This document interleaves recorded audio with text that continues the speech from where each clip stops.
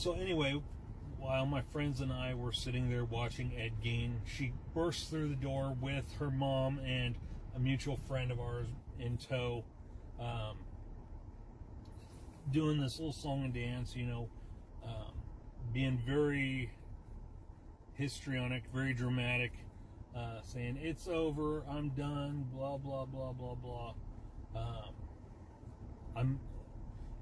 And I was like, "What, no second chance? We can't work this out, nothing, we were supposed to get married, And she's like, "Nope, I'm done. And when I find a job, I'm moving out."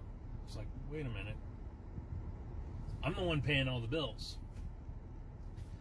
What makes you think that you can stay here free of charge and not be with me, I was really confused. I can understand taking care of my child, but our baby hadn't been born yet, And she's like, "Nope, I'm done, blah, blah, blah, blah, blah." I was like, "Okay, why wait for you to get a job? I'll help you pack right now." So I went off and I went over to our engagement picture, took it off the wall, opened it up, ripped it right in half down the middle, gave her half. And she stood there and looked stunned for a minute. And I started gathering up her stuff, and she's like, "Don't touch my stuff."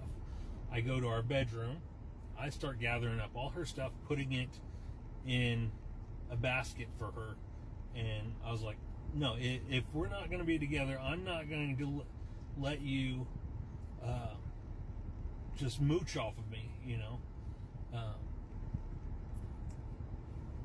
I'm not going to have you bringing other guys into my apartment and stuff." All this because I did find out that where she had went that night was to meet up with another guy. And so as I'm gathering up her clothes and packing it up for her, she pushes me down on the bed. She climbs on me and she's like, "Don't effing touch my stuff," And so I get out from under and I just keep going. I keep gathering up her stuff and everything. And then she starts clawing me, like slapping me, punching me, takes her fingers and just starts clawing me. My friend, one of my best friends, was there with me. One of the ones I still occasionally talk to. And he's trying to calm me down. He's like, "Hey, Shannon, come on, let's go cool off. Let them get her stuff and let's go cool off." I was like, "All right, fine." So we go, and I decide to go straight to the police department because by this point I'm fed up. I realize that she's abusive. I realize that it was a moment of clarity for me. But it was also an overreaction, a borderline overreaction, borderline moment, really. And go to the police department. They take both mine and my friend's statements, take pictures of the wounds on my neck, on my back. I mean, these are bloody marks, gashes. And so they asked me where I thought that she could be later, and told them. They picked her up that night and took her to jail. Well, that weekend, her mom kept calling me and harassing me, calling me every name in the book right off the bat. When she realized that wasn't going to work, she called me back and was as nice as could be, manipulating me, saying she didn't want her to lose the baby while she was in jail and everything, making me feel bad. So that Monday I went up to the state's attorney's office and told them I had decided not to press charges. And they released her later that day, and she went over to our mutual friend's house.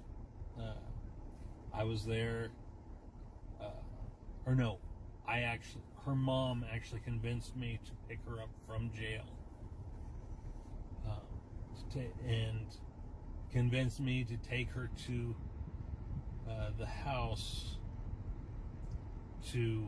or the apartment to pick up her stuff. I want to say, I'm getting a little mixed up here because at this point I can't remember.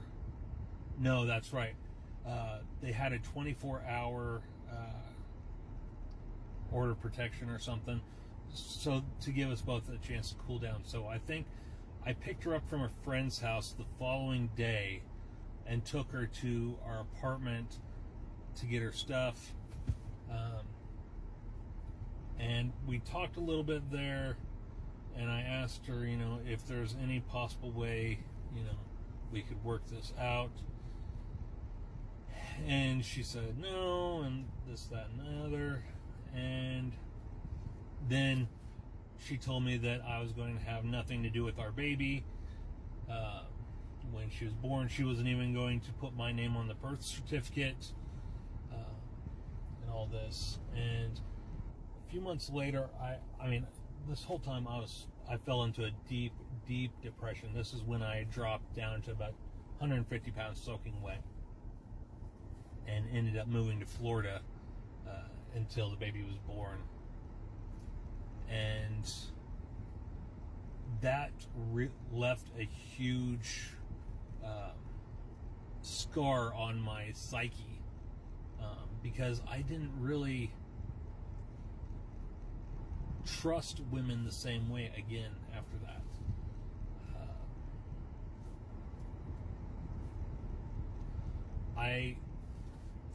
I never really felt the same about women after that until later on, a few years later, when I met someone that I fell even deeper in love with. That relationship didn't work out either. A lot of it was my fault. Some of it was hers. And the way I took it didn't really help matters any of that. The way I took it really put the nail in the coffin for our relationship. I handled our breakup very, very badly.